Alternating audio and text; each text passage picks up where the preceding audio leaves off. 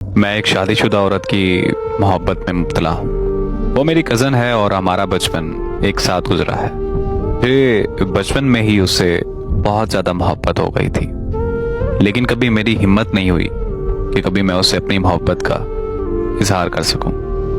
और फिर जब मोहब्बत के इजहार करने का वक्त आया तो हमारे वालिदैन की आपस में लड़ाई हो गई।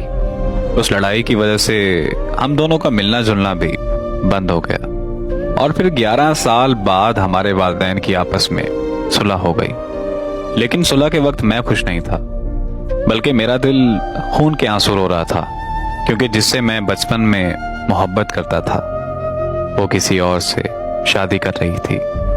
उसकी शादी के बाद मैं बहुत टूट गया था। मैं उसे मुकम्मल तौर पर भूलना चाह रहा था, लेकिन भूल नहीं पा रहा था।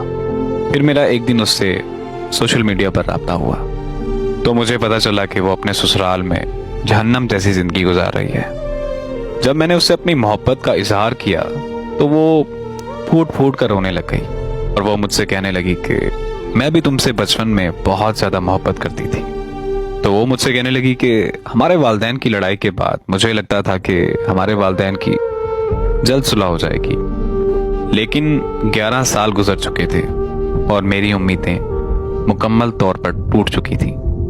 फिर मेरे घर वालों ने मेरी शादी रख दी तो मैंने मान लिया कि तुम मेरी किस्मत में नहीं हो।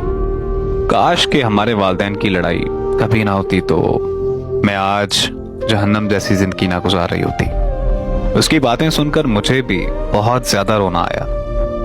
मैंने उससे कहा कि तुम मुझसे तलाक लेकर मुझसे शादी कर लो, लेकिन वो नहीं मानी और वो मुझे कहने लगी कि मैं अपनी खुशियों के लिए अपने बेटे की जिंदगी खराब नहीं कर सकती। वो आज मुझसे दोस्त बनकर बात करती है, लेकिन मैं आज भी उससे बेइंतहा मोहब्बत करता हूँ और हमेशा करता रहूंगा।